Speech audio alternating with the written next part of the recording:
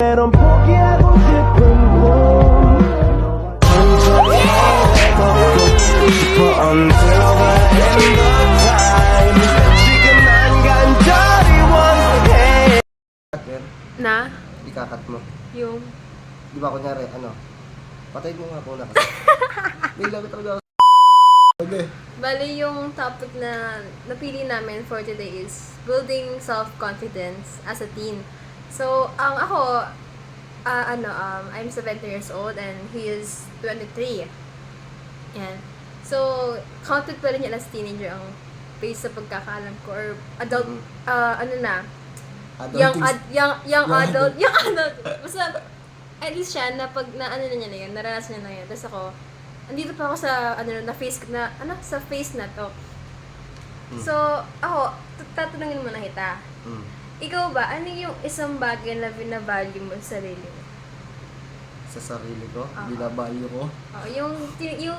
Magbigay ka ng specific kung ano ang kung saan ko sa school o sa... Sa lahat. Kung in general. In general. Ano yung isang bagay na binavalue mo sa sarili mo? Siguro, In general. Siguro yung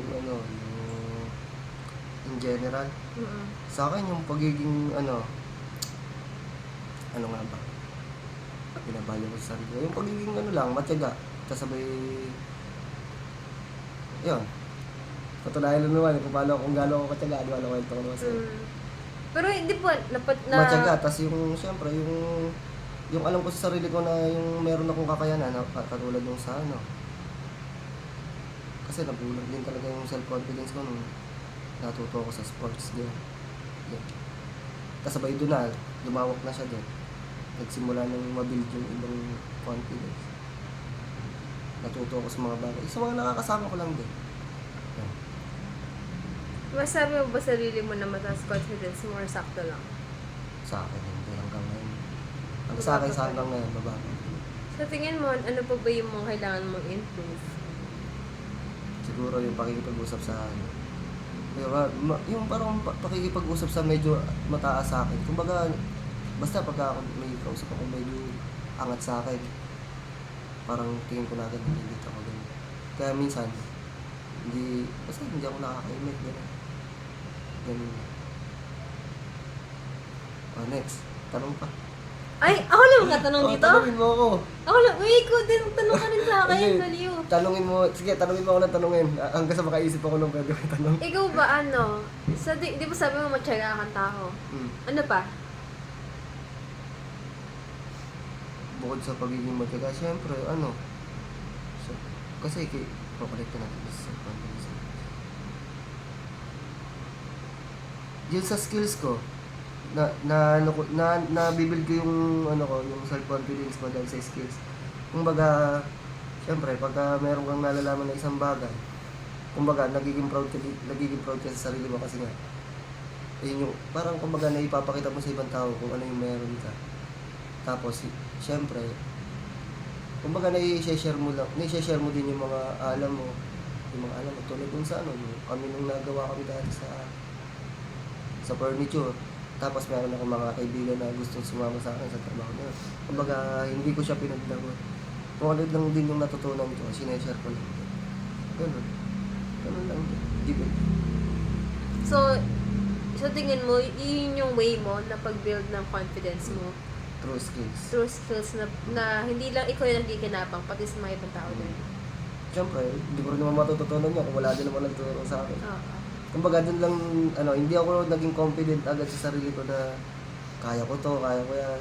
Pero talaga sa una, bago ko simulan lahat, pinagdududaan ko talaga yung sarili ko. Kumbaga, hindi rin ako tiwala sa kakayanan ko ngayon. Hanggang sa, kumbaga, napapractice naman siya.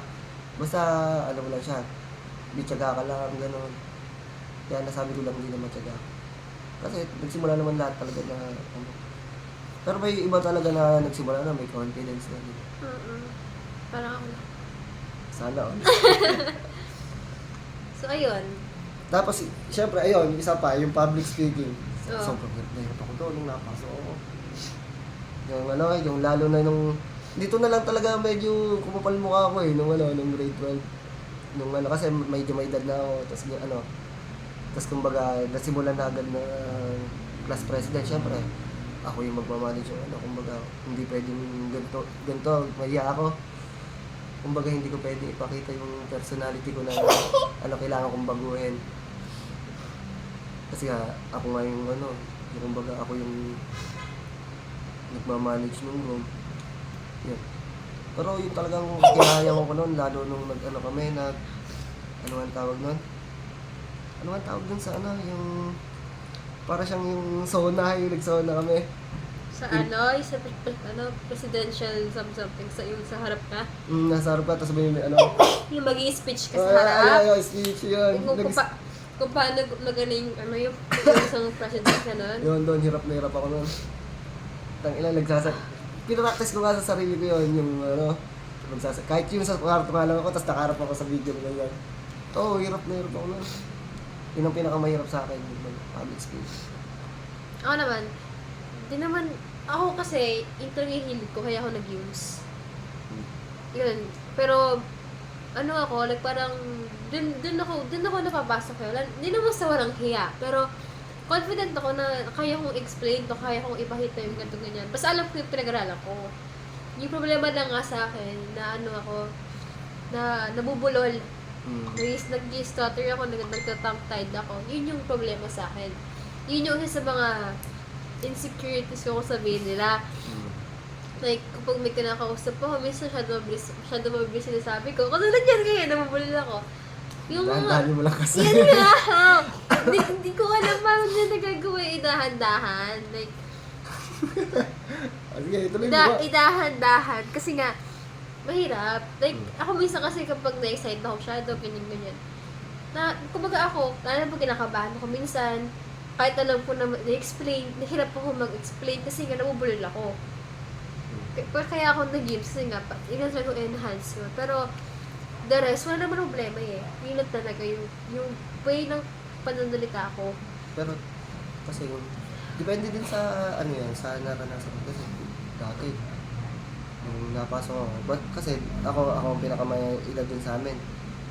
Kumbaga, syempre, alam ko na lahat ng alam ko na lahat ng mga, sa school. Kasi, syempre, kumbaga, hindi ko naman sinasabing mababa sila sa akin. Kumbaga, may edad ako, kaya alam ko yung ganung style. Yung pagka nasobrahan ka sa confident, marami kang magiging sa paligid mo. Lalo sa school.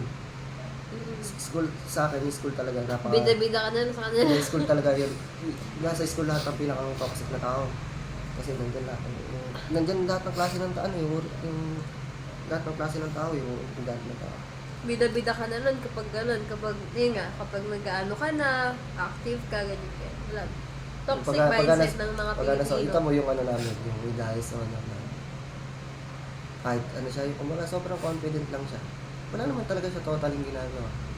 Pero, daming insecure sa ano. Parang inget yun. Kasi nga, nagagawa niya yung mga bagay na hindi nagagawa ng mga lang. Normal naman yun. Kasi nga, meron tayong mga traits, mga unique traits na wala sa iba, pero tayo meron. Meron silang unique traits na wala sa'yo, pero sa kanila meron. Parang ang sa akin, Kumbaga, lahat tayo may special, ability din. baliw. Special traits, unique traits na tayo na yung meron. Ikaw ba? Ano yung special unique traits mo? Unique traits? Ano nga ba? Kumbaga, kaya ko... Athletic ka, di ba? Athletic ka. Lahat ba ng tao nagagawa yung pagiging athletic? Hindi. Hindi, meron pa akong isang special skills. Ano? Yung kumbaga, kaya kong baguhin yung ano ko. Yung kumbaga, kung ano yung nasa environment ko, kaya kong baguhin yung style ko. Kumbaga, para lang ako makabagay dun sa kanila. Marunong kang mag-adjust sa sarili mo, gano'n. Marunong kang... Kaya ko magpanggap. Marunong kang makisama. Yun yung tamang term, makisama. Hindi, kahit sabihin mo, sa akin kasi, kahit hindi ko gusto ka siya kasama, kaya kong adjust yung sarili ko. Yung kumbaga, syempre, ayoko din naman kasi ako makita ko na. Ganun lang ako. Kumbaga, yung skills ko na yun, pinagmamalaki ko din. Pero minsan, natotoxican din ako sa style ko. Kasi ayun, nasabi na nga rin sa akin ng tropa ko nung sa Laguna. Sabi sa akin, pre, buti natitiis mo yung mga taong gano'n. Sabi ko, oo. Sabi ko, pati bakit ka naman, bakit mo naman sila sasabayan? Kung pwede mo naman silang, kaya mong magpanggap, kaya mong baguhin yung ugali mo, kaya mong baguhin yung pananaw mo, para lang magustuhan nila. Pero hindi nila alam. Sila yung, parang kumbaga sila yung pinapaikot-ikot ka, gano'n. Baliw. Oo nga, gano'n nga yung Naulo ka talaga. Diyan sa school, nung napasok ako, ano ka nung binago ko. Kada papasok ako sa school, ibang-iba yung iba-iba yung ugali ko. Hindi tulad. Kung bagay, ang tunay kong ugali, nasa labas ng school. Pero pag nasa loob So, hindi ka confident? Hindi nga. Hindi ka confident. Kasi hindi mo napapakita sa kanila yung totoo ito. Hindi Yun ko yung, nga- hindi ka confident. Kasi, ganito nga Lagi kasi, mo tinatago. nilelevelan ko lang yung level nila. Parang baga, binababa ko yung level ko para makapantay sa kanila. Ang sama mo! Oo nga, hindi kasi, syempre, kaklase mo, bata. Oh, Uy, alam nga naman na- ang baba naman tingin mo sa mga, hindi mga naman, klase mo. Hindi naman.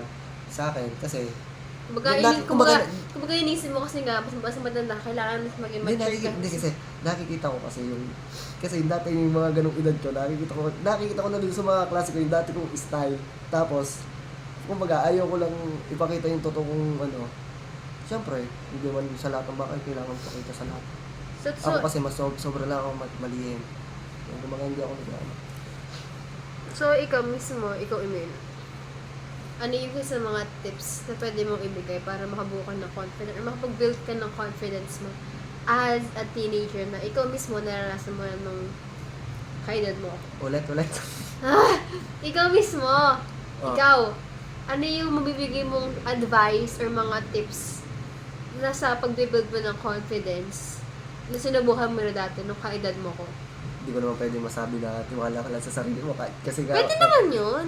Kasi ako, sa akin, sa experience ko nga, hindi ako titiwala sa sarili ko. Ayun, so di mo na pwede sabihin yung baliw. sa, Kailangan yung ano, ikaw mismo, na-try mo na. Ano yung Kasi- advice na mabibigay mo sa akin? Sige, sa akin.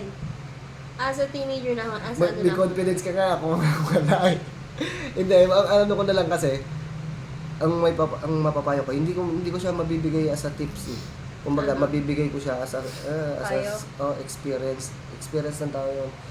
Kumbaga, alamin mo din sa sarili mo kung ano yung kakayanan mo, ano ba yung meron na wala sa iba, kumbaga, ano yung meron ka na pwede mong ipagmalaki. Kumbaga, sa pag-build ng self-confidence, kikilalanin mo talaga yung sarili mo. Kumbaga, ikaw na mismo yung makakaalam sa sarili mo kung ano ba talaga yung makakapag-build ng confidence. Based on experience lang. Kasi magkakaiba naman talaga ng experience, hindi naman pwede pagkumpara. Kasi may mga taong talaga, yung wala, hindi nagsasalita. Yung kumbaga, introvert, pero may skill sila. Di ba? Kasi kadalasan sa mga introvert, online games, mga ganun. Depende. Kung, minsan kasi pag introvert ka, di naman agad-agad kayo eh. Kumbaga, nakikipag-interact ka pala sa ibang tao, pero hindi ka yung sobrang open. Hindi ka cheerful. Tapos sabay mabilis kang ma-OP. Pa-OP. May OP. OP. Out of Out of place. Yung kasi meron akong kamag-ano nung sa Laguna. Pero sinasama ko siya lagi, pinipilit ko siya isama kasi tahimik na siya. Si Wawi. Lagi niya si cellphone ko. Pinipilit ko siya. Kumbaga, enjoy kami. Tapos sabay siya, nandun lang. Parang nakikinig lang siya sa amin. Tamang kinig-kinig lang. Yan, ayun lang. Yung may titip ko sa self-confidence. Kikilalanin mo yung sarili mo. Kumbaga, babasahin mo, bago ka mag-adjust sa ibang tao, kikilalanin mo muna yung sarili mo. Yun lang. Yun lang. Pero yun din. Hindi ako natutuwa. Yun din. Ako, yun Ewan nga. ko tama yung pinagsasabi ko. Same nga na sinabi niya, kapag kapag gusto mong wag ka muna mag-focus sa pagbubuo ng confidence mo. Mag-focus ka muna sa paghahanap kung si sarili mo. Kung sa ka magaling, doon ka mag-focus. Kasi, di naman kasi biglaan yun eh. Dahan-dahan na nagtataas na, dahan-dahan na. Magbubloom ka. Kasi ako dati, nung before mag-pandemic, napaka loser ko. Yung may tamang term, hindi ko lang tamang ano niya. Basta lagi ako left ako, ganyan. Wala talaga ako circle of friends ko ngayon, dati. Pero yun nga, nung doon ko nakilala yung sarili ko, nung nag-focus ako sa ako magaling, gusto ko hilig. Yun nga, ako, insecurities ko, yung pagkasalita ako, nag-yums ako, sumali ako sa broadcasting, nakipag-interact na ako sa ibang tao. Yun pa, lumabas yung kumbaga, di ba nung pinakita mo yung mga skills, sumali ka dun sa mga gano'n, di ba, nilabas mo yung skills mo. Tama. Parang kumbaga, nilabas mo yung skills mo, maraming nakakilala sa'yo. Parang doon nabibuild yung ano mo yung gawa dun sa ibang tao din, di ba? Kasi yun nga, yung belief, yung paniniwala kasi, hindi naman tayo pinanganak ng walang walang talent, walang Kumbaga, skills eh.